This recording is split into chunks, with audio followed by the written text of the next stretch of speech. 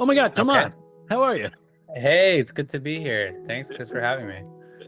Thanks for doing this. Where are we with Chronicles of a Wandering Saint right now? It's in theaters? It is, I think it's kind of ending its theatrical run right now in LA and New York. Yeah. And it's expanding to other cities right now. It's opening in San Francisco this weekend, and it's in Seattle, it's in Pittsburgh, and it's a bunch of other cities and more cities to go throughout the rest of the month. And then we're doing our theatrical release in Argentina in about a month as well. Oh, that's going to be exciting, huh? Yeah, it's very exciting. And you'll be there for it? Yeah, I'm going to be traveling in like a little bit less than a month over there for that. That's really cool. And all of the cast will come out and people that worked on it. Yeah, I mean they deserve it. I mean they've been waiting to watch the movie and see it, and they've been probably following what we've been doing, with the movie for about a year now. But now they finally get to watch it and really see their work come to life. Yeah. Well, over a year, right? Since it premiered. Yeah, that's right. It premiered in March of last year, so it's been a minute.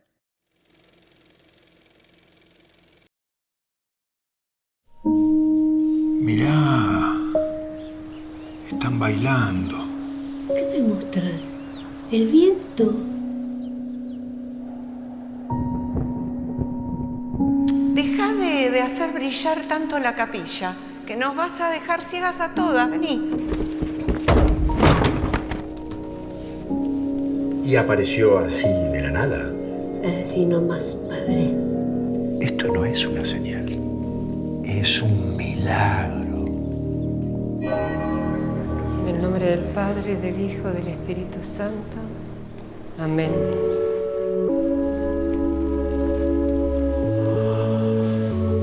Le falta algo celestial.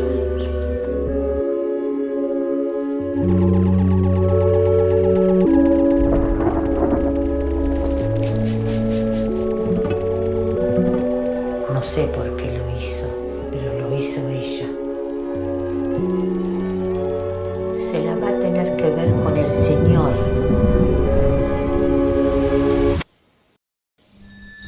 ¿Qué pasó? ¿Qué pasa? ¿Qué pasa? Este se distrae. Dale, boludo, parate un poco. Puede que sí sea, puede que no. Si vos querés que sea un milagro, lo es.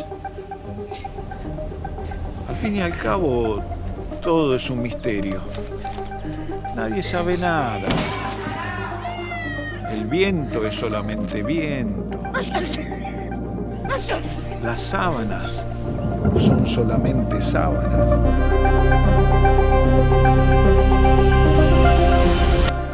¿O hay algo más que no podemos ver?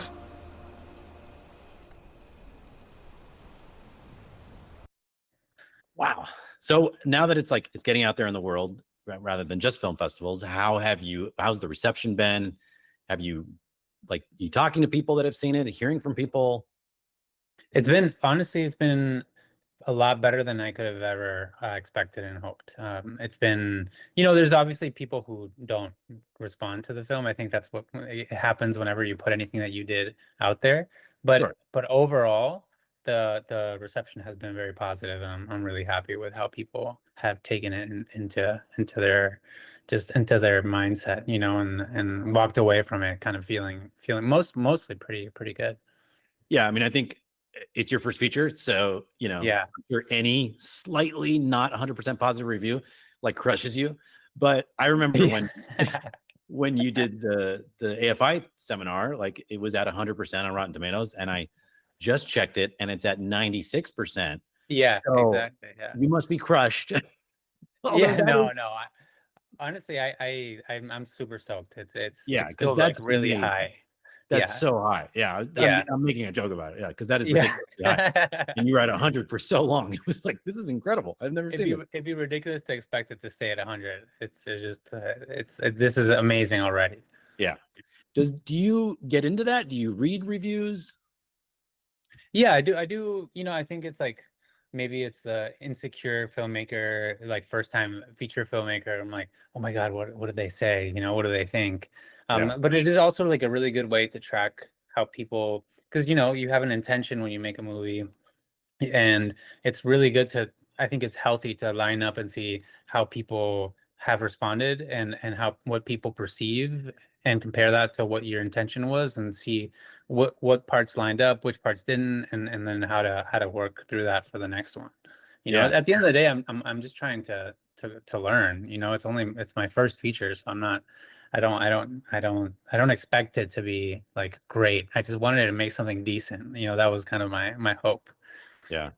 That's such a great perspective to have on it. And also, like, you make movies for audiences. So you want to know, you can't be in every screening. So you want to know how audiences are receiving it. Yeah, exactly. I think Letterboxd has actually been a really great tool that I think maybe 10 years ago it wouldn't have existed for filmmakers. Yeah. And it's such a cool way to see how that crowd, which is not like, you know, it's not like your general public, but it is like a much wider range than critics, for example. To be able to kind of just see like, take it like a thermometer reading of how things are panning out with an audience, and then in different screenings too, because, you know, maybe one screening did really well in Philadelphia and like a ton of Letterboxd reviewers really loved it, and then a different one in, I don't know, wherever else, it doesn't land as well. You know, sometimes it's also about the feeling in the room. Yeah, true. Especially with this film. Yeah, definitely. Yeah. I love Letterboxd too. I love looking at the top I mean, just because the internet is such a gift. I mean, there's so much bad with the internet and social media, but definitely, it's such a gift. Some of the wittiest lines I've ever seen are in those, like, those one-liner reviews. I love those. There was one review that I really loved, and from Letterboxd, which was, somebody said, I want to hear the rest of that road trip mixtape, you know, that Norberto had prepared. And I was like, oh, that's so great. I do wonder what would be on the rest of that mixtape. I think it'd be so fun to think about. So I love like seeing how people kind of, you know, emerge out of that world and what they take away from it. Yeah. And have you noticed, because, and we won't say what it is, but there's a big thing that happens in your movie, right? Yeah. Has anyone spoiled that? Yes. Really? Yeah. Oh. Yeah, actually, I think I think most people try to be careful with it. They say there's, like, you know, spoilers ahead, or they say, I don't want to spoil what happens, but it just suffice to say that it definitely shakes things up in the film.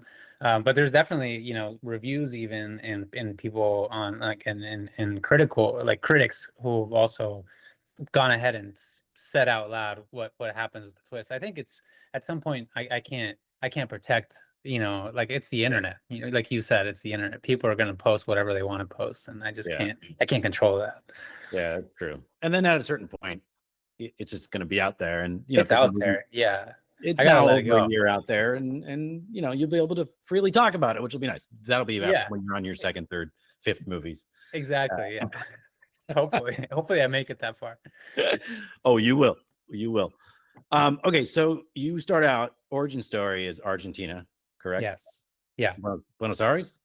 Buenos Aires, born and raised, like half my life, and then most like another big chunk of my life was like out of Argentina, just because my dad's job. My dad's a diplomat, so we traveled a lot around, like, when we were kids. So I spent 7 years also on the East Coast, like living in DC suburbs. So it's like half and half. Oh, so were you like attending White House events and things like that? No, definitely not. Was your dad? No, I wasn't that fancy. No. My dad, because my dad worked primarily in DC. He worked primarily with the OEA, which is like the, it's kind of like, the way I say it is, it's kind of like the Latin American UN, and so he worked with that organization most of his time in the US. So we didn't really have much to do with the White House. We had a lot more events related to that. Yeah. And so when do you get the bug? Like, what's the movie that you saw where you saw it for something more than just entertainment, or the movie where you were like, oh, there's a hand behind this. There's someone making decisions?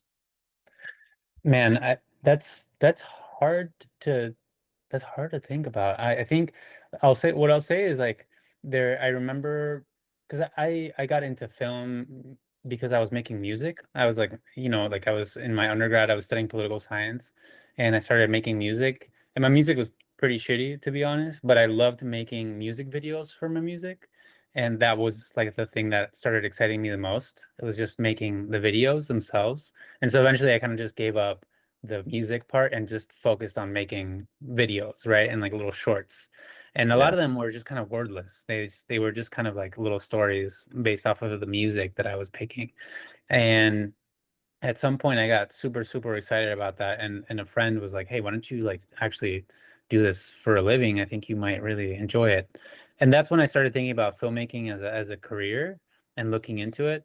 And the way that my mind works, I was like, okay, I'm gonna take a year to because I'm like 3 years into like my undergrad. So I say okay, I'm gonna take a full year to kind of determine if that's like something that I want to do, or it's just kind of like heat of the moment. Maybe it's like a fling with filmmaking. And that year was the year that Tree of Life came out in theaters, and I went to see it, and it blew my mind. And it just, I was crying. I'd never seen anything like it. I was so moved. And that's kind of when the bug really, really, like, I was like, this is what I want to do for the rest of my life. And then I researched who is this person behind the camera, and it was obviously Terrence Malick. And then I was like, where did he go to school? Where did he learn how to do all that stuff? And that's how AFI kind of came into my into the picture. Wow. I'd say we have to tell Terrence Malick that story, but how do you find Terrence Malick? He's Yeah. been in hiding for 20 years, 30 years. Yeah, he's famously elusive. So that is the answer to the film of like that made you realize that I guess it get beyond just movies, right? Yes. Something more, right? Yes. That would be the movie, I think. So we've been going back to the music videos. Were you inspired by any music videos or any of the directors? Yeah, I mean, there's a lot of incredible music videos. I remember at that time, it was like really the peak of Vimeo. And so I was really absorbing everything that I could find on Vimeo. And I remember one of the music video directors that I loved the most was Hiro Murai, who's then gone on to become like a legend in his own right. And I just every single one of his music videos is so moving, and so incredibly artistic. So he was definitely somebody that I remember following a lot.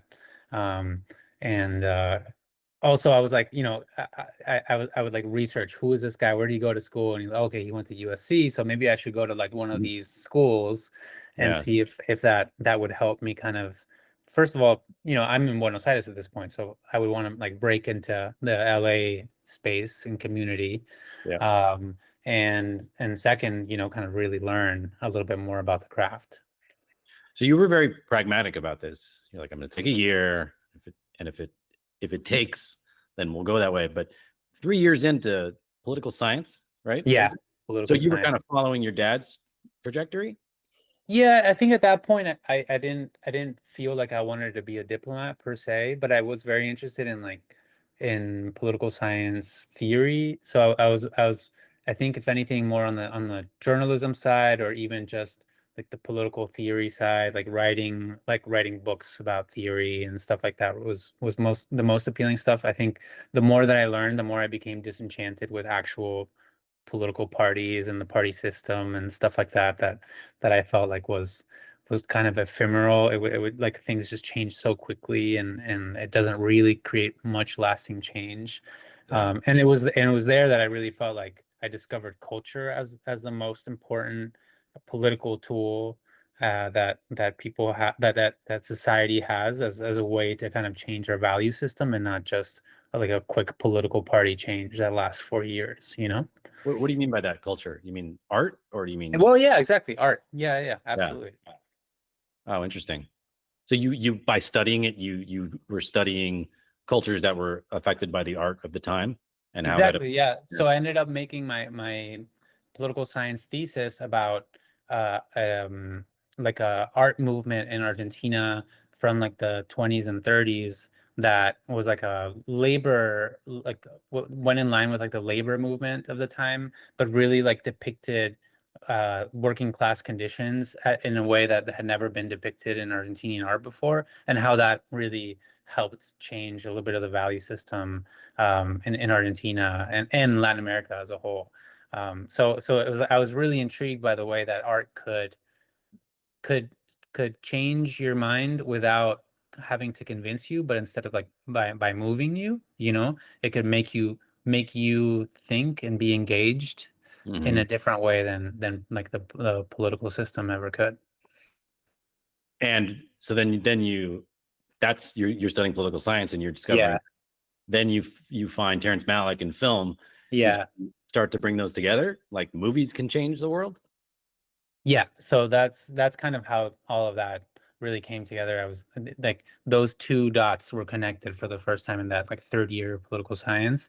And so that eventually I realized that I could best serve my purpose or the world in in a small way by doing what I love the most and what I felt like I had the most that I could contribute with, and that was film and making films, and not necessarily like political films, but films that move you or hopefully make you rethink where you're at, and where you fit in this world.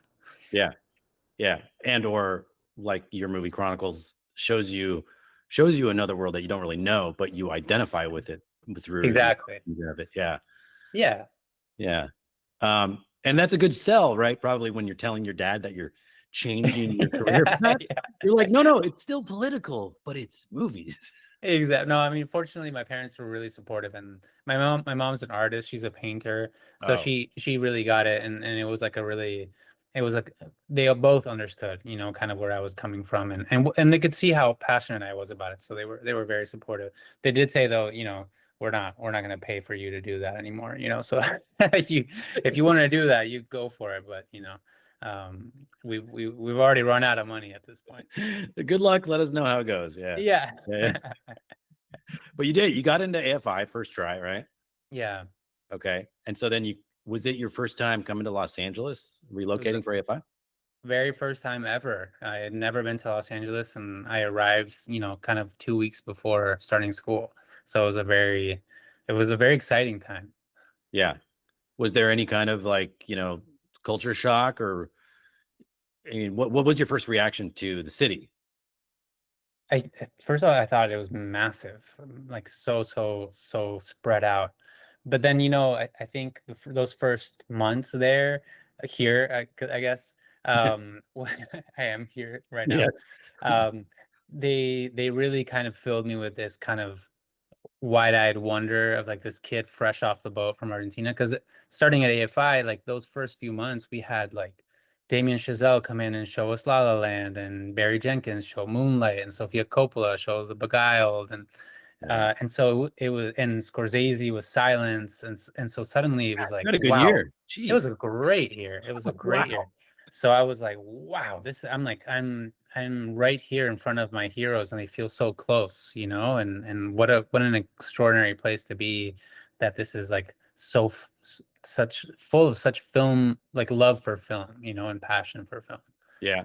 Do you remember the first time you saw any of those like iconic things that are in LA, like that you've probably saw in movies, like the Hollywood sign or movie studio lots? Like I still get that. I'm an LA native. I still get that when I see the Hollywood sign, or when I go on the Paramount lot. There's something magical about it. Absolutely. I think the first experience that I had, I think I was like a very big Lynch fan. I still am a very big David Lynch fan, and so one of the first things that I did was kind of drive out to Mulholland Drive and just take a trip down Mulholland Drive and be like, wow, this is so cool. And I still do every now and then, just because I love that movie.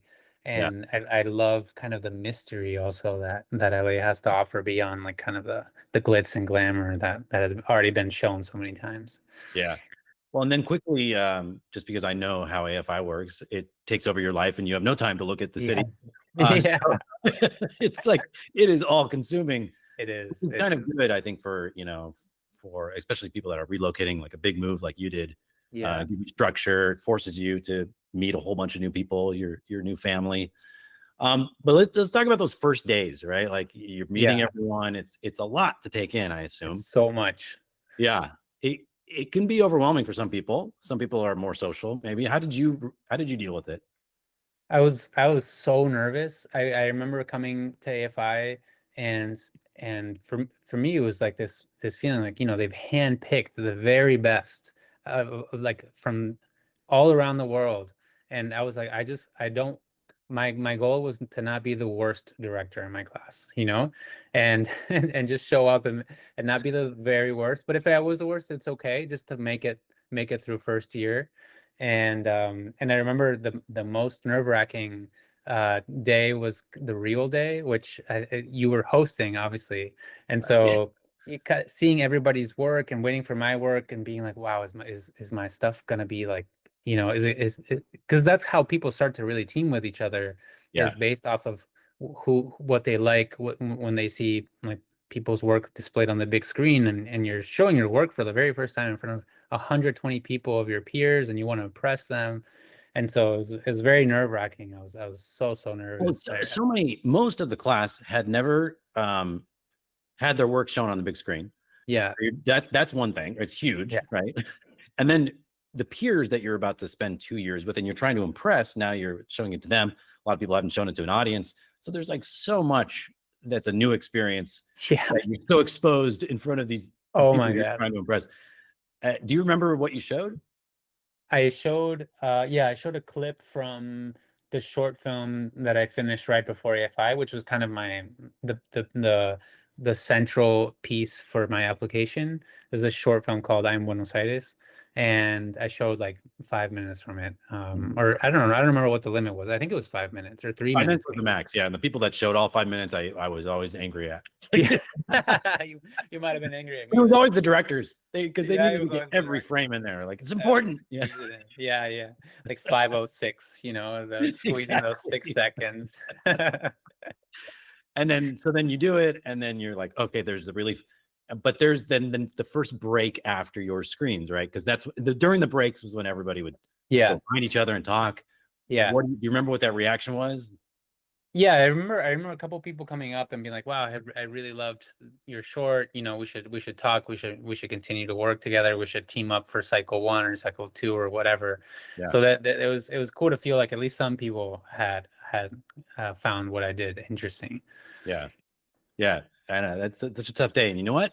They don't do it anymore because Really? What? After COVID, they didn't do it during COVID, obviously, and then when they came back, they just were packing the schedule with more, Oh wow! I feel like that's such an important moment where you get to really get to know your class beyond who they are as a person, but also their work. Yeah, well, I think it's so important. And it would quickly, over one day, a very long day, Very long bond day, yeah. everyone would get to know each other a little bit, right? Yeah. And now the classes, like sometimes they'll go to graduation and they'll be like a director that was like, oh, I've never met that screenwriter. I've never had. Well, I don't even know who that person is, which is unfortunate. But I think it was that they did hear some, kind of what you're alluding to, which is it created some real insecurities with some people. For sure. I get, but that's built into this, any school, any art school where you're sharing your work, right? You have to be vulnerable. So I think it's a great way to get through that, deal with that, get over that very, very early on, because what's the next thing you got to do very early on is narrative workshop, right? Which is exactly, which is even scarier. But then it also just it mimics kind of your it felt very much like the very first premiere that we did at South by last year, where you're so nervous. It's the first live audience and you're going to screen your movie for the very first time, and it's the same jitters, it's the same nerves. And so I think you have to be prepared to go into the real world where people are going to have their opinions, and they might not necessarily all love what you do. And that's just kind of part of filmmaking. I think it's important to exercise that in school. Yeah, and kind of to embrace it, because those moments are like, they're visceral and they're exciting, in a way, right? Yeah, it can be scary, sure, but like they mean something to your life. Absolutely, 100%. I think it's so important. It's crucial to get through that experience. But narrative workshop, like you said, was another opportunity to feel those nerves, and that came really quickly after.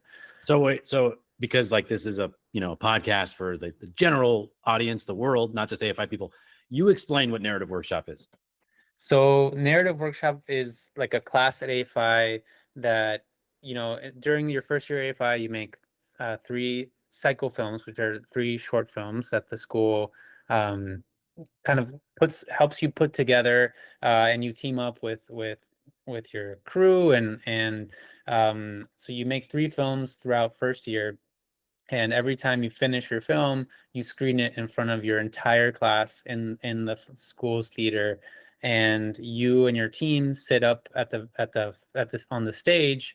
But the very intense thing is that you can't say a word, and you have to listen to the reactions for about like an hour and a half, that the entire class has over your film. So I think it's a really great learning experience to see how, again, like your intentions are, like on one hand, and then what people's perceptions are, and how did they line up or did they not line up, and why. Yeah, it's really intense. It's not Scary. it's scary. Yeah, it's hard. Like it's hard. I mean, it's an unnatural thing for anyone. You don't ever do it in the real world, but in a way you do, because once your movie is out there, as you're experiencing right now, it's not yours anymore, right? And Exactly. you listen to the reaction. Yeah, You said reading the reviews, it is helpful. Like that, those were your reviews from your classmates, right? exactly. And it's better to do it in a safe space first, Yeah. so that you're learning and you can fail, and it's a safe place to fail at the end of the day, no matter how excruciating it might feel in the moment. Nobody's seeing that movie beyond your classmates, and they're all learning, so nobody really has any high ground that they can actually claim to have. Yeah. And then the other half of that class is learning how to critique, right? Exactly. I mean, Yeah. hopefully like learning, but some people are better at it than others, but like learning how to give feedback on something that's finished, right? Yeah. So that people can learn from it. Do you remember, did you speak a lot in narrative workshop? I never said a word in narrative Come on. workshop.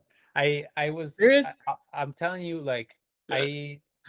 during my time at AFI, I think my whole life I've been very, very afraid of public speaking, like really, really afraid, to the Yeah. point where in college I would do kind of, if there was a presentation with a team with like 3 people, I would do all of the work and then tell them to do the presentation without me, and then I would get the grade of whatever, however that went, because I was so terrified of it. And so during AFI, I never participated because I was just so fearful. And then I think I started to just really have to work on that when the movie came out, because Yeah. I really wanted to have that audience interaction. I really wanted to be there for the movie and for myself to show up and really experience what that felt like. So I worked pretty hard on it. And this last year, I've spent so much time doing public speaking that by now it feels a little bit more normal.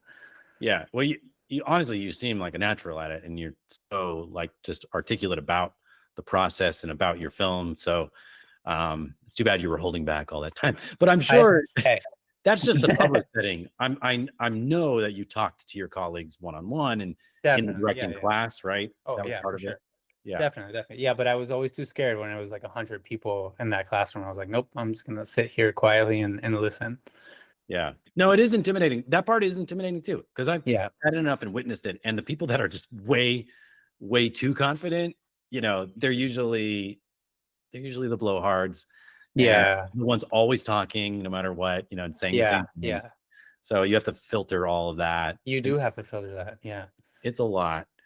So you made 3 short films. Okay, so let's talk about like a big part of filmmaking, and it's built into the system at AFI, is collaborating, right? Yeah. And it can lead to a lot of the beautiful films that get made, and it can lead to a lot of the conflicts that come up. Yeah. Do you remember a like maybe not a not amazing collaboration that you learned something from?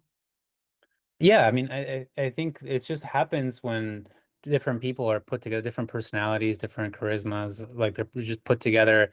And I remember just having this kind of very naive like feeling that, if you stay positive, people are gonna like you. And it's not really not really the case, you know. And some people you'll just rub people the wrong way, and it doesn't matter exactly why. It just doesn't work out all the time. And then production is tough, and things go wrong, and then and tension is high. And so there was definitely experiences at AFI that were like there was conflict, you know. And then you have to learn, I think a big part of being a director is also learning how to work with different personality types, and learning how to communicate to different people in different ways. And some of those bad experiences were things that taught me, you know, like, okay, in the future I should definitely not do a one size fits all approach to people, and really like try to understand who I'm talking to, who I have in front of, and how to get them excited in their own way about the project, so that they have agency as well, in the process. You know, I think that's the biggest thing, is giving people agency, and that was like a really big takeaway from those experiences. That's really well said, especially about communication. That change, you know, especially for a director, you know. Yeah, Right, that applies to anyone you deal with. You deal with so many people, but if you just think of actors, like they each have their own way of taking communication, right, and communicating. So you have to, if you're a good communicator, a good director, adapt your communication to their style, right? I think it's crucial. I think it's crucial because everybody's coming at it from a different place, a different point of view. And so I think a good director tries to get them excited from what they can bring to the project. I think at the end of the day, like as a director, you might be misled into thinking that you lay down the law and whatever you say is what is gonna fly. And that's really not the case. You really, there's so much convincing, you know, and getting people excited and getting people on board and giving people agency to bring the unique flavor and the unique talent to your vision, you know. And I think you really have to engage them from that point of view, and not just be this like dictator, because otherwise you're going to be an asshole and people are going to resent it, and you're going to end up alone. And that's no way to work, you know. It's just not fun anymore. Right. You're right. There's this misconception that directing is telling, which some people do it that way, whatever. But when I've witnessed, I think some of the best directors, it's listening, right? It's absorbing. What are people feeling? What are you trying to get across? And then, okay, now let me communicate what I'm going for. I remember being on set, and I think a cycle 2 set, and I remember a directing fellow who went with me, RJ Dawson, and I remember seeing him approach the actors, and he was like really quiet, and spoke only so that only the actors would hear what he was saying. And he was so concise, and like he would just say something really short and sweet, and the actors, I think, felt really safe because they weren't exposed to the rest of the crew with the note, and being like, wow, this is great. I learned so much from just seeing him do that, because I was like, I never do that. I always like shout from the monitor, you know. and so do it again and do it right. Yeah, you know, or just like try this, try that. And it's like, no, like walk over, because it just shows that you have respect for their craft. And then keep it short and sweet, because if not, you're just kind of like giving them a brain tangle, you know, and they just kind of end up getting more confused than they were in the first place. So short and sweet and quiet, I think it was like such a great like learning thing that I picked up from that set. I love that you learned from one of your colleagues, one of your classmates. Definitely, 100%.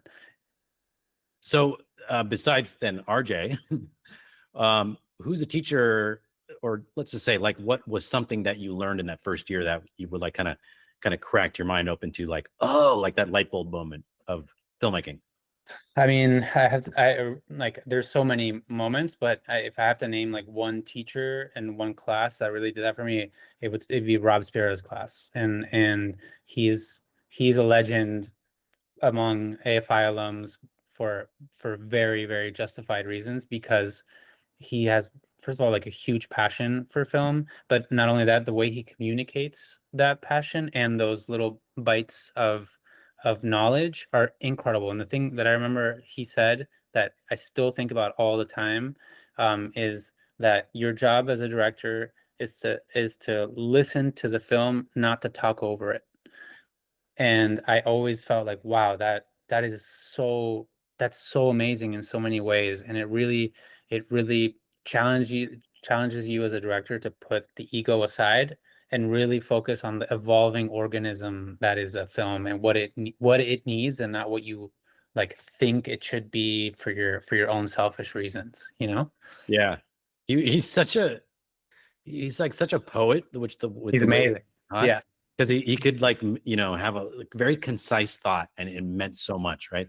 It was a couple years after your class, or maybe the next year, when he was, no, they made a booklet. Do you know about this booklet? Oh, I have it. I have Oh, the you have booklet, it? of course. I took Oh, it to yeah. set with me. Oh, you did? I did, of course. I had to. I was in pre-production. I was like rereading it because I wanted to have that little Rod Spira kind of floating over my shoulder when I'm directing, because so, like you said, so many concise, pragmatic, but like little takeaway sentences that really unlock things in your head as a director. Like so many. That booklet is so great to Yeah. sum up. Yeah, that's the other thing. The other word is pragmatic. Like, they're actual tools you can use, Yes. because there's so many, like, teachers and classes you could go to where people get really esoteric, and they're talking around things, talking about ideas and themes. Yeah. And you're there like, what's actually something I can use? Give me something. Yes. Give me a tool. Yeah. Yeah. Well, he nonstop gave us tools that first year. And I came from a background where things were very esoteric and philosophical, and it Yeah. was so cool to complement that with very pragmatic choices that I can make as a director. Yeah.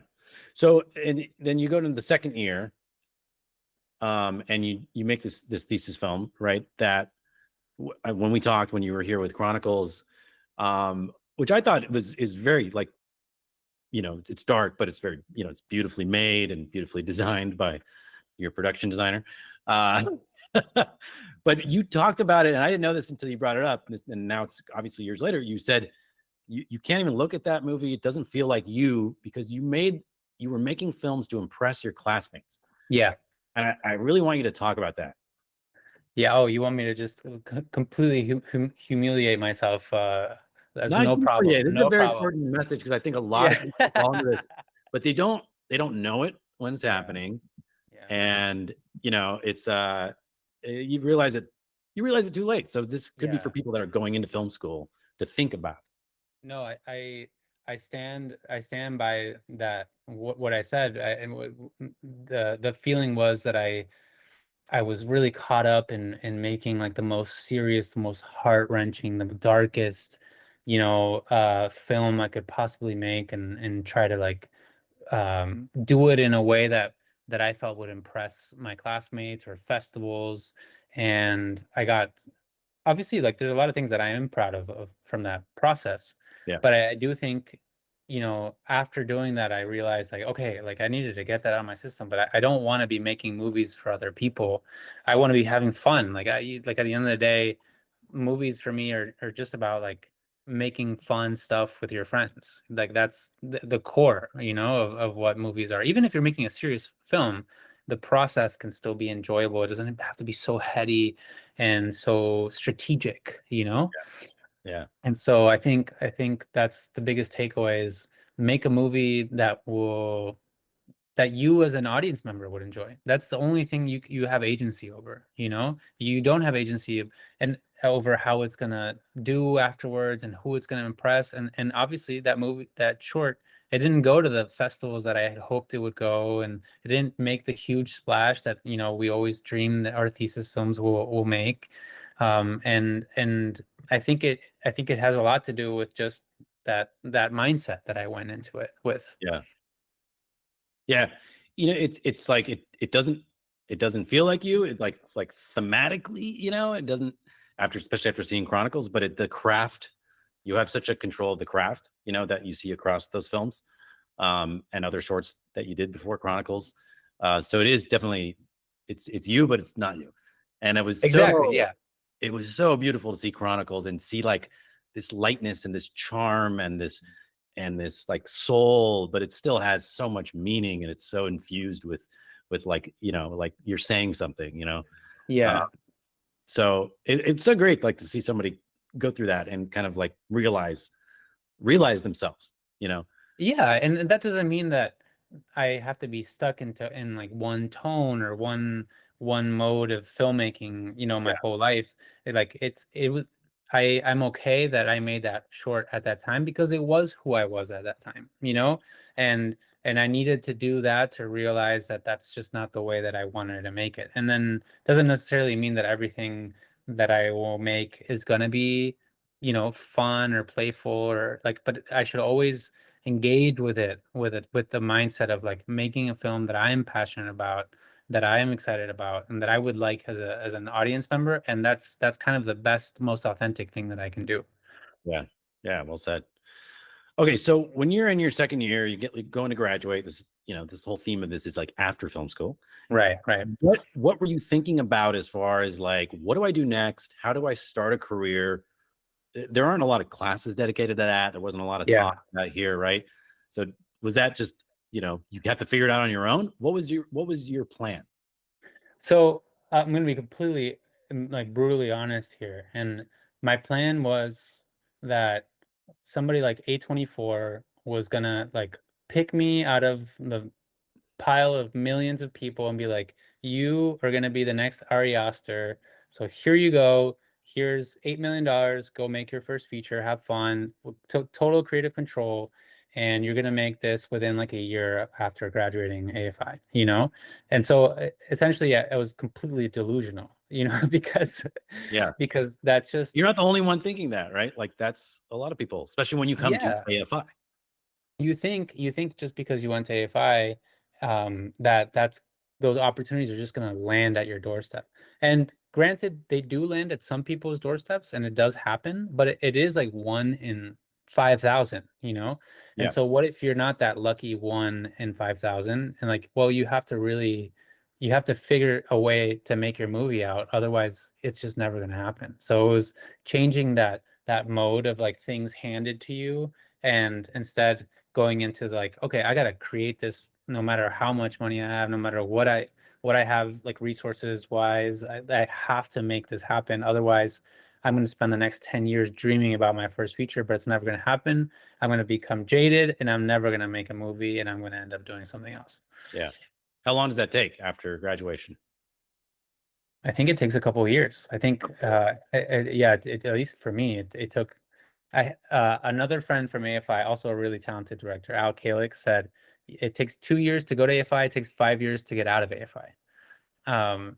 And I was like, that like is a Rod Spirit quote. I love that. Yeah, that's spot on. That is spot on. And so I feel like that's pretty consistent with me. I think maybe it was like 3 years for me after I had enough rejection from festivals and film funds and financiers and stuff like that, where I was like, oh, okay, you know, the rejections are overwhelming, the overwhelming majority here.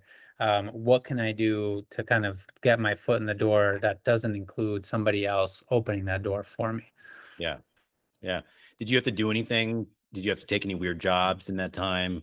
Oh yeah, I mean, food delivery driver. I edited. I assistant edited. I DIT'd. I PA'd.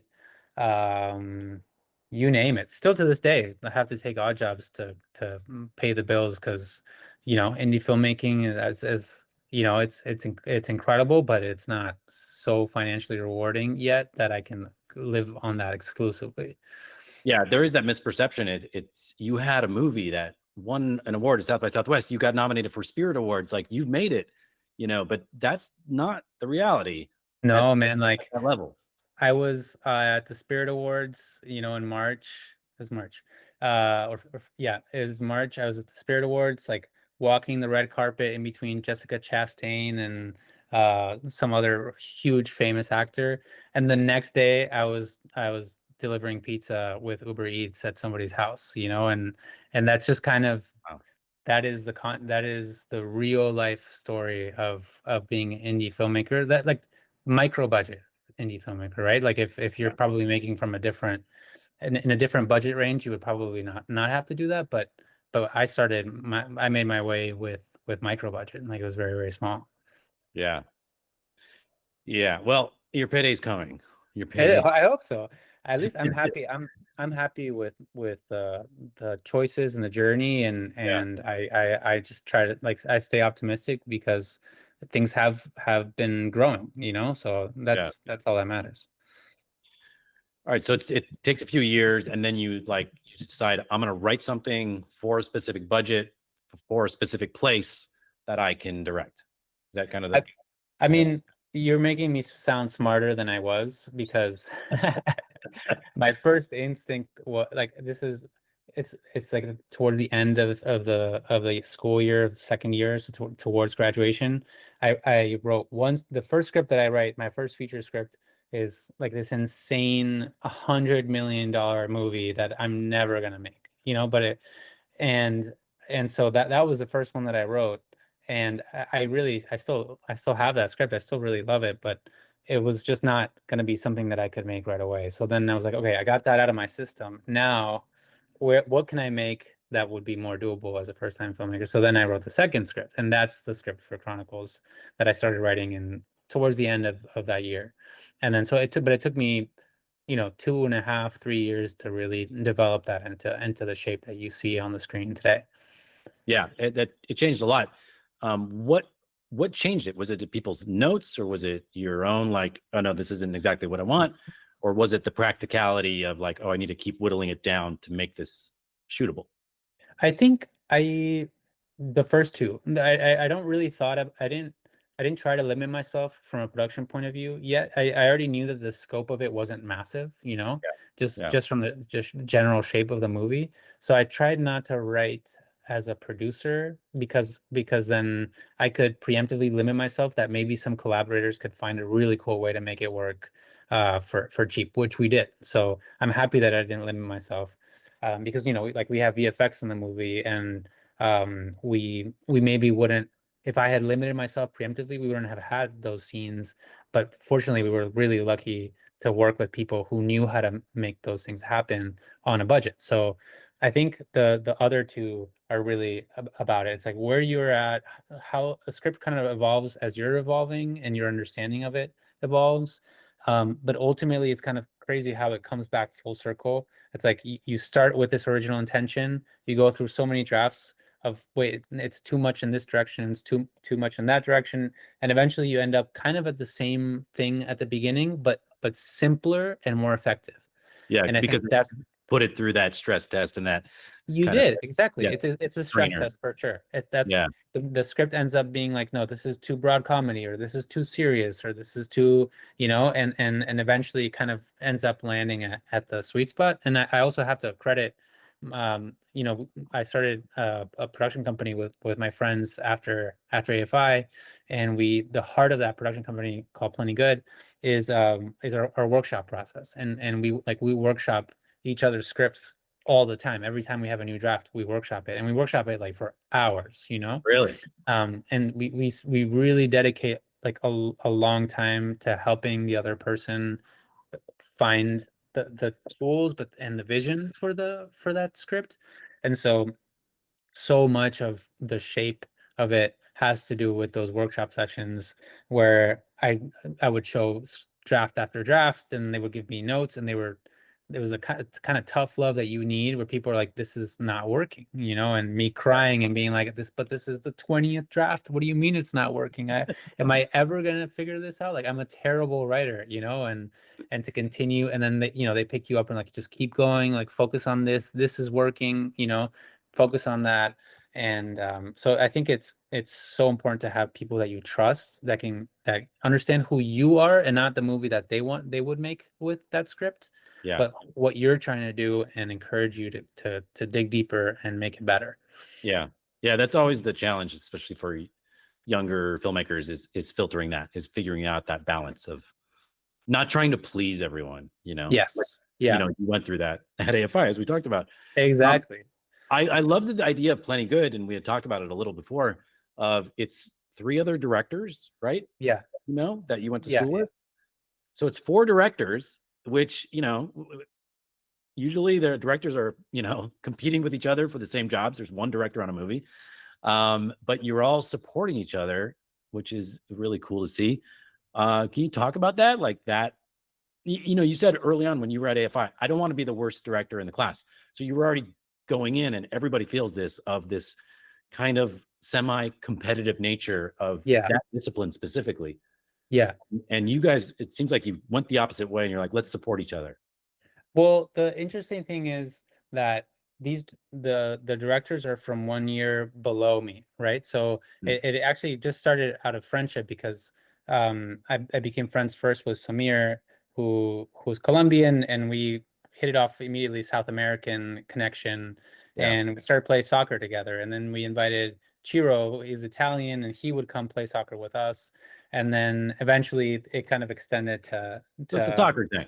It started as soccer, and so it started as a friendship, and we were just playing soccer together, and then it morphed into like, okay, let's have barbecues over the weekend and go to the beach and do picnics, and that's really kind of the friendship element of it was its core. And we never competed because I wasn't in their class, so I was never like competitive with them because I was competitive with my own class, unfortunately, and so that it was a really great way to kind of skip over that competition and go right into the friendship and not really worry about that stuff.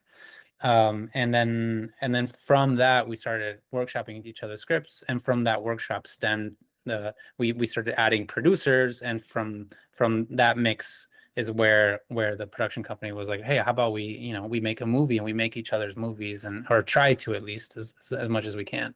Yeah. And yours was first.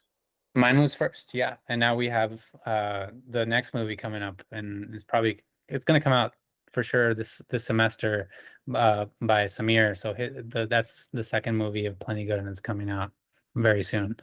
Which I heard is amazing. I heard it's great. amazing. It's amazing. It's so much fun, and it's got an incredible cast. Like the cast is out of this world. So that one should definitely be making some waves in the near future. That's cool. I mean, that's so cool. You're going to be 2 for 2. So like, it just helps all of you, right? That's the mindset. And that's another Rob Spira takeaway line. I remember he would always say, if you want to go fast, go alone. If you want to go far, go together. Look at this poetry. It's amazing, right? This guy. Here, drop the mic. And that's it. That's all you need to say. And it just stays kind of like ingrained in your mind. Yeah. And it's like, that's true. Like you have this idea that it's going to be the A24 that's going to arrive at your doorstep, but you don't realize it's the people around you that you're growing with. These people are your biggest champions, not the humongo door gatekeepers that you always imagine were going to be the ones that handed you an opportunity on a silver platter. Yeah. Yeah. And, like the overnight success of like, A24 handed Ari Aster a movie. I think that is the perception. But it's not. Exactly. He made 5 or 6 shorts after AFI, and he was on that, alcoholic, like I think maybe 6 years after AFI was when he made Hereditary. So yeah, exactly. It's a important perception to look at thing. the actual, like, what really happened, the process, because people forget the work that was put in there. Yeah, exactly. And that the journey towards like getting that movie out takes so much rejection, and you have to be ready for that. And you have to go through it, and it sucks, and you're gonna be depressed, and you're gonna be like ready to leave it, but you have to figure out a way to keep that fire burning, because that's the only way to break through is like perseverance. I really feel like talent is only 10% of the equation. That's a great message to put out there. Do you consider yourself, you were talking about like how hard it was, the 20th draft. Are you a writer director? Are you a writer that directs? Are you a director that has to write to make something? Wow, that's a great question. I don't think I've ever thought of it in those terms.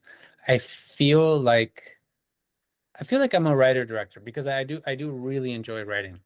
You do. And for me, they're so intertwined, because when I'm writing, I feel like I'm just directing on a page. I'm directing in my imagination, and so that's the way that I look at it. Like they're kind of one and the same for me. Like I'm already visualizing the movie and how it looks and what the actors are like I'm thinking about the blocking as I write, and just because I think I'm a director at heart, and I write because I love directing so much that I want to direct on the page, Yeah.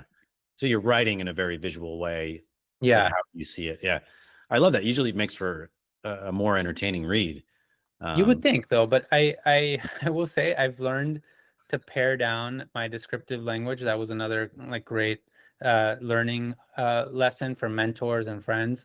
That Yeah. it's like you don't need to fill the page up with an endless description of how this looks. I agree. Yeah. That is because as a reader, you're like, oh my God, somebody kill me now. You know, that's just that's so When you turn intense. the Just get page to and the point. it's a block of text, you're just like, oh. The art form of screenwriting is to elicit imagery with a single word or like a quick strain of words, and you elicit everything that you would write in 3 paragraphs. And I think that's where like the artistry and the craft of screenwriting is like its own beautiful work. Yeah. You know, you talked about that the big $100 million script that you wrote early on, and you still love it, right? Have you read it recently? I like 2 years ago. No, it's in a drawer somewhere. I wouldn't just hide that. I would let people see that because you know, you connected with John Patton Ford, right? To do that Spirit Award thing. And that reminds me of his story because he wrote this, like, he was so like distraught. He wrote this kitchen sink script where he put everything in it, big movie that he knew he would never make. And then that's the script that got on the blacklist. Right. Launches his career. Then he writes the small movie, Emily the Criminal, that they let him direct. And now his next movie he's directing is that big movie. I mean, I think that is probably more like kudos to John for being a really good writer, because I can't show this big script. It's not ready to show. It's like not in good shape. You know, I believe in the project. I believe in the premise. The idea, but it's definitely not refined to be showable yet in any way. So that's why it's you know, neatly tucked away in a hard drive somewhere. All right. But you are for now, you know. You're working on something though? Yeah. I'm writing two English language scripts right now, and that I'm hoping will be a follow-up to Chronicles. And so I'm hoping to have that kind of set by the end of the year so that maybe I can shoot next year. That's kind of the hope. I'm just gonna knock on wood and hope that timeline ends up being kind of like that. Are they you know, are you keeping them small again? You're keeping it so that I mean, just based off of the premises, they're not like massive, you know. They both are a step up in size from Chronicles, but they're not a huge step up, you know. And so I understand that the next movie I'll get to make probably won't be like a studio level movie. It'll be like another indie movie that has like a little bit more budget. Yeah. Hopefully. You know, again, knocking on wood. But so I understand that that's kind of the progression that I would like to have personally, because I think I would be scared shitless to do a studio movie right away. It's just way too I big. don't know how these people do it. They do a Sundance little indie movie, and then they're doing, you know, Jurassic Park. Yeah, I mean, that would be way scary. So I'm hoping to do, you know, kind of grow in steps and take it that way. Smart. It's the pragmatic approach. Gotta be pragmatic. So we're not going to talk about like making the movie because like that's a whole nother, you know, 2 hours. But you got it made. And the big thing was teaming up with these directors, and then finding the right producers and keeping it manageable, the budget. I mean, like, what was the one thing that where, you know, it was like, okay, now we can make this? Was it an influx of money? Was it an actor attachment? No, actually, it was a combination. I think it was my producer, Amanda, one of my 2 producers, who went to AFI, Amanda Friedman, and I remember her saying, because this was like late 2020, and she said we should shoot this during the pandemic because we will have a better chance at not being rejected at festivals because there's less movies being shot. Good point. And great point. Again, pragmatic, and she was like, you know, in that sense, it felt like the time is now or never, you know. And I think you need a deadline to kind of light the fire under your ass a little bit, because otherwise you can refine and keep working and polish and do this. And so once we set a date, then it's like, okay, I'm gonna do everything in my power to get the movie as best as I can for that date. Yeah. So there's Yeah. there's no one like influx that it's like an arbitrary thing. It's like, let's make the movie, let's make it by this date, and then you get the money, and then you get the casts, and then you figure it out. That's great. So that's the lesson in there, is like plant a flag, and like now we all know we're like, it's real now, Yes. and that's the direction we're going, right? Yes, because Yeah. the train starts the train needs to be moving for the financing to hop on board, for the cast to hop on board. Nobody hops on board like a stuck train, you know? Right. And so you like, you need to get it out of the station and push it, and if you have to, you know, if there's no there's no, you know, engine that can fire it up. So it's I'm going really crazy with this metaphor, but No, you but it's like, understand. I was gonna say, it's like a Rob Spearism. It's like nobody hopped on Exactly. board. It might be a Rob that Spearism. train. The train has to start Train moving, man. metaphor. It's the only Great. way. It's the Yeah. only way. Yeah. So that's great. That's great. And so what does it do for you after? Like, for us to witness it, it's like you won this award at South by, it was amazing. Then the Spirit Award nominations, and now distribution. What has it done for you personally? I know that you still have to do like real jobs, like, real jobs, whatever. Like you're doing non-directing work, but Yeah. you have representation now. Are you taking meetings? Yeah, so I'm definitely doing.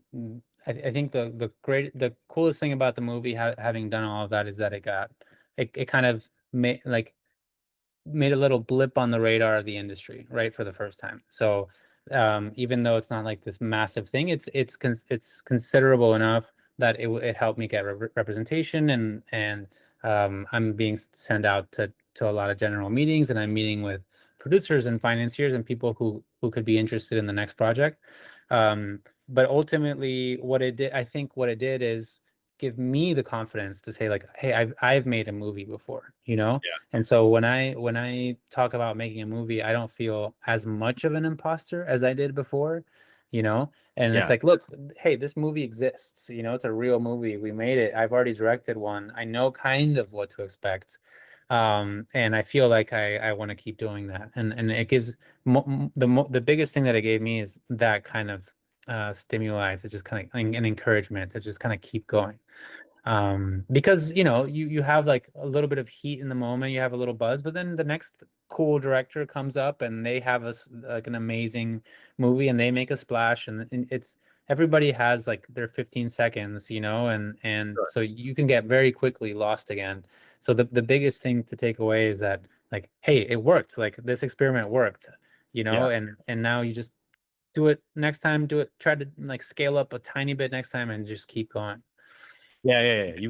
You're not afraid to do it again, slightly bigger, but also like taking those meetings, and like people take you seriously now because you have. I always tell the recent people about to graduate, get a feature film made, and you're a great example that I point to now. Whatever it takes, smuggling money into different countries. Don't tell people about any of that. No, I don't tell people. That was just an arbitrary thing that I pulled out of nowhere. No, but like, just get the movie made, the Werner Herzog way. Just buy some bolt cutters and like break every rule. Because once you have that feature credit on IMDb, no one in this industry watches anything anyway, right? They just see you made a feature, and now you're not a risk anymore, and they'll take the meetings with you, right? You'll get you in the room. I mean, you're a next level because you won the awards and you got the nominations and everything. So people are taking you even more seriously. But that's got to mean a lot, right? It does, but like you said, the most important thing is that you made your first movie. Now you can confidently say, I'm a feature film director, and not feel like you're lying about it, And so I think that like the advice that you're giving is the best thing. It's like, what would Herzog do? How would he make the movie, no matter what? Because it doesn't matter if it's shit. It doesn't matter. At least you've made a feature, and now you've risen above the status of being like a graduate from school, and now you're a feature film director, and that's all it'll do. If that's all that it does, that's already a ton, because now it puts you in that 1% or 2% or 5% of grad school students who manage to make their feature film, and that now you're breaking through every time into a smaller and smaller pool. Yeah. So let's talk about like the cool part. Hopefully there you got some cool moments. You're at the Spirit Awards. You talked about walking the red carpet.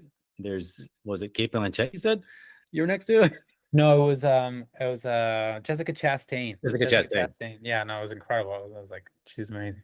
Well, did you meet anyone? Did anyone come up to you and had actually seen your film and talk to you about it? No, that day was kind of a blur, to be completely honest. It was it was like, because we were what happened was we were stuck in the line to get into onto the carpet for like an hour. And so but this is the fun stuff. I was squished in between Benny Safdie and Celine Song, you know. That's and awesome. we were squished like that, and you know, like my producer bumped into Celine Song, and I was like, oh, I'm so sorry, like I think he elbowed her by accident, and so I was like, I'm so sorry, Celine, by the way, I love your movie, it was so great. And then you know, and so Great way to meet people. yeah, and so it's like kind of those little surreal moments that are like, wow, this is really crazy. We're kind of like in the same world, even though, you know, they're obviously like much more recognizable names, but it's really cool to have done that. At the awards themselves. Like, yeah, we got in with barely enough time to like eat before like the show was already starting, and then all I just remember is being insanely nervous. I don't know why, just like hearing my name kind of called out for the nominations, even though I knew we weren't going to win anything because there was no way, you know. But it was just so cool to just be there. It was like, wow, like I'm nominated with like literally heroes of mine or people that I admire so much. That's the coolest thing. That was the really cool thing.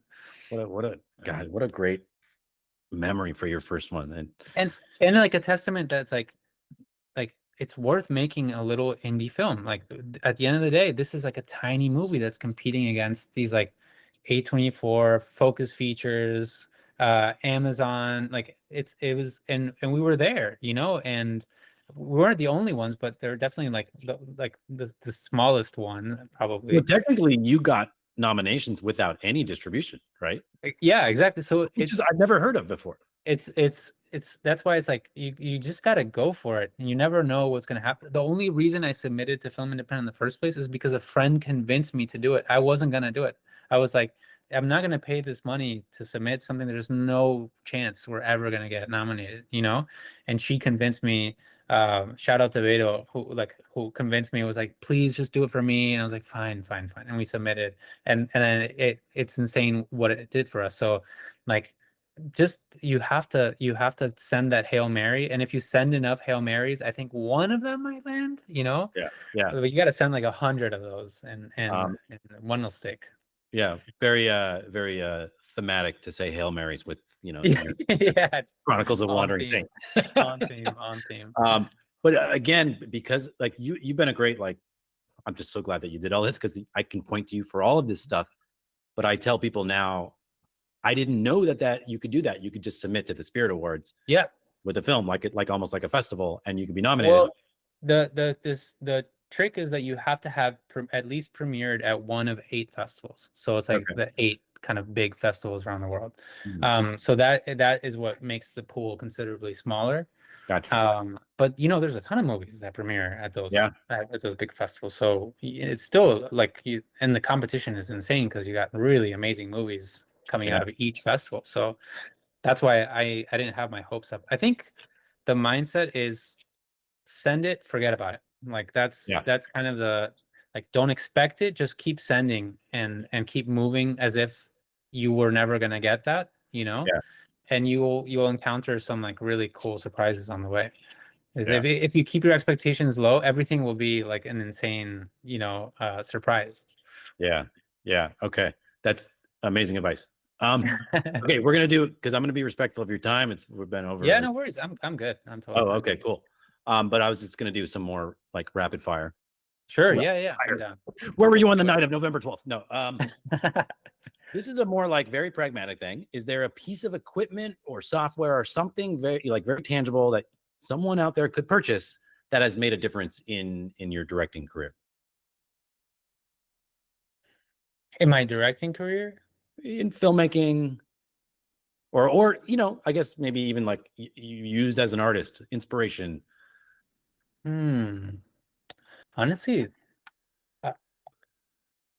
this sounds so cliche, but I feel like You just like a notebook, pad, and a pen. Like the best thing, the best advice that I would give you is like just take a notebook with you to a coffee shop and force yourself to write. Leave the computer and your phone in the car, and you'll actually be writing. Like it's the distractions that are the problem, I feel like, you know.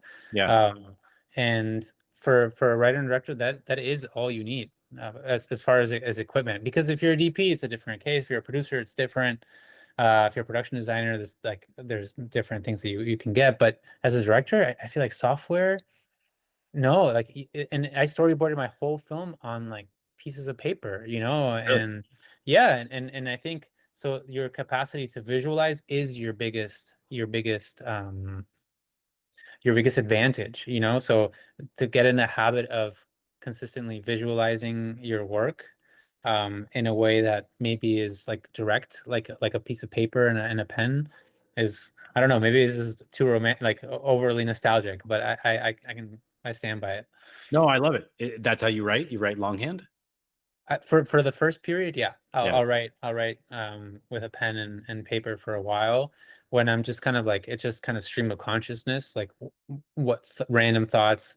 What I'll do is like all my journals start with, I don't know what I'm writing about, but you know, like all of them start like this. It's like, I don't know why I'm doing this, is such a stupid idea, but I guess here goes. You know, that's how all my journals, all my notebooks start. Like the one for Chronicles, that's how it started. It's like, okay, here I am. I'm forcing myself to write till noon. It's 8 a.m. I don't know what I'm gonna write about. I guess I have this idea. Like, well, this one image that popped into my head, and then it's like, well, there could be a character, but I don't know. Maybe that's a stupid idea. And you get kind of all the self-critique out, Yeah. you But you know? write it And out. You actually put it out. you even write the bad stuff, even write what you think is a bad idea, because it just purges. It purges, and eventually, with enough bad ideas, like some decent ones come along as well. Right. Do you remember the first image that you drew for Chronicles? The first image that I drew was probably like the image that has been one of the thumbnails, or like the stills that we've kind of put out into the world, is like this glowing silhouette in the middle of like a dark pasture kind of Yeah. space. Yeah, that was probably the first image that I drew for the whole thing. I love hearing that. Like, that's so early on, and then to see it visualized like years later. Yeah. Well, that was a heartbeat, you know, like for Yeah. me, it usually starts with an image, but sometimes not. But images are really powerful. There's something there that you need to kind of like figure out. Yeah. Where do you go to fill the well with images and just inspiration? I would say actually more photography than film. That has been a really cool learning process, that at some point I think you can become too obsessed with like shot deck and, or you know, and Yeah. like grabbing frames from movies. And photography is such an incredible art form, and like they know how to tell stories with one frame, you know. Yeah. And there's almost like more diversity artistically than there is in photography than there is in film. Like Yeah. I think photographers have ventured further than filmmakers have yet. And I think that's a really cool thing to remember. And so to fill the well, photography a lot, and painting a lot, but most importantly, photography. Yeah. The show that I watched recently that I feel like most captures photography in film, even though it's a show, is Netflix's Ripley. Have you watched it? Oh, I haven't seen it yet. Everybody's been raving about it. I mean, just for the imagery, the cinematography is gorgeous, and it's, of course, an AFI cinematography alum, Robert Elswit. But Of course, every illustrious. frame, yeah, exactly. You could pull Yeah. any frame, put it in a frame, and it's like that's a beautiful photograph. It's Yeah. never seen anything like it. Okay, so that's a piece of something that you actually acquire, is a notebook and a pen. A That's really notebook all and a you need. pen, maybe a subscription to a photography like outlet, you know. Yeah. There's a lot of really good ones, but one that I used a lot was Magnum Photos. Okay. Has like it's a great resource for really good quality images from great photographers. Magnum. Okay, that's cool. Yeah, I really love that one. You shoot also? You're a photographer? Yeah. I mean, I'm like an amateur photographer, but yeah. Yeah. I remember looking at some of your photos from your location scouts for Chronicles, and Yeah. really beautiful. Like the look at, the shots in those mirrors and that in those rooms, gorgeous. Thank Okay, you. so piece of advice for someone considering going to film school, any kind of film school, just the idea of film school. What would you say to them? For somebody considering going to film school. Yeah, like that, the time commitment, the huge, debt you're going to go into, and going into an industry that is so unpredictable. I think choose your film school wisely. I think choose a film school that caters to what you're trying to get out of film, because they're not all the same. They have different strengths and weaknesses. I'm really happy that I was able to go to AFI because I was able to focus exclusively on directing, which is not something that's super common across all film schools. And also, I specifically knew I wanted to build a community in Los Angeles, and so going to a film school here really allowed me to create that network of people. So I think you also have to be strategic. If you're going to spend that much money and time, be strategic about where you want to build your community and what kind of knowledge you would want to get out of the film school, and then choose. Don't get swayed exclusively by names, Yeah, or certain like idyllic locations. It's like, oh yeah, you could do a film school in the Caribbean. I'm not trying to downplay it. There's really great film schools in the Caribbean, um, but is that where you want to build your community, or are you trying to break into LA or New York? And would it be better to consider those options as well? yeah. But you got lucky because you watched one movie and you looked up that director, and he went to AFI so long ago when it was a Yeah, completely different kind of school. yeah. You're like, I'm going there, and hey, it changed your life, right? I mean, so much of your life, and we could talk about meeting your wife here, but like that's Yeah. not necessarily what the point of this is, but like it's changed your life in so many ways, right? It really did. I was in Buenos Aires. I was shooting like small social media commercials and making shorts, and it really allowed me to move to LA to gain experience and build a community, and without that community, I wouldn't have been able to make this movie. So 100,000% that it changed my life, and I'm really happy that it was a school that was dedicated to directing, so I got to practice what I love the most, Yeah. All right, last thing. What's been your favorite mistake that you've made? Like a mistake that led to a big learning moment, or a change in, that led to where you are now. A mistake. Or maybe you've never made a mistake, Tomas. No. I'm trying to. There's so many that come to mind that I'm trying to But yeah, filter something out. that's like very like connected to, your journey that you're on right now. I think it would just have to be like, just boils down to intention. I think making stuff for other people is the thing that I regret the most. Like writing a movie that I think will impress other people, trying to direct a short that was meant to impress other people, or to provoke, or like I think that's the biggest thing, is so much time is wasted trying to figure out and decipher what other people want, or would be impressed by.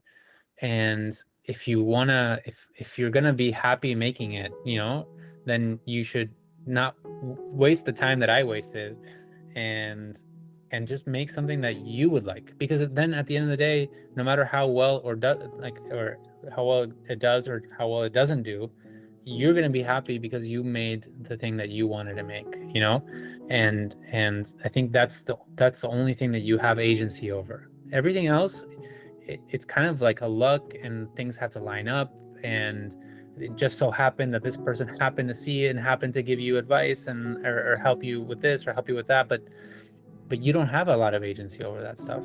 And so you can spend years analyzing, and trying to be strategic, or you could just do something that you love and just keep doing it, because that's what's going to keep you in it in the first place. Otherwise you can get very jaded in this process. It's really easy to get let down, and so make it for the right reasons, I think. That's a great thought to end on. I'll connect this to, I remember Patty Jenkins was here once and she talked about exactly what you're saying, and she said, she rephrased it in that, like, make the thing that you want to make the way you want to make it, because if you make it their way and it fails, you've lost twice, right?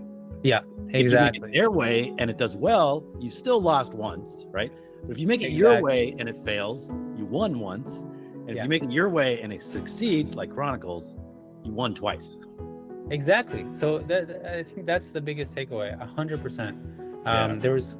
We took big swings because we wanted to, with Chronicles, and there's like a whole thing in the middle that people had advised me to take out, but I really believed in it, and I was excited to do it. I was just like geeking out about it. I was like, what would happen if, and that kept me so excited, and that I wanted to see what would happen. And fortunately it paid off. But like you said, it doesn't even need to pay off. At least you did it on your own terms, Yeah.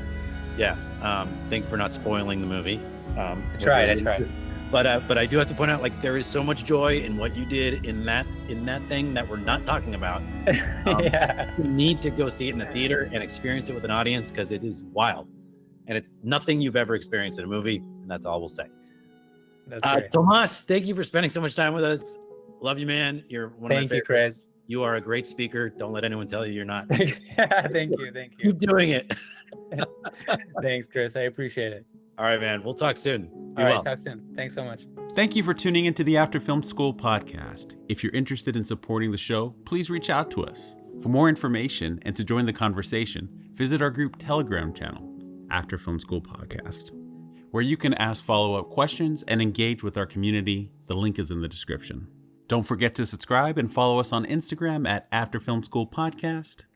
We truly appreciate your support and look forward to connecting with you again soon. With gratitude, the After Film School Podcast team, Chris and Renee.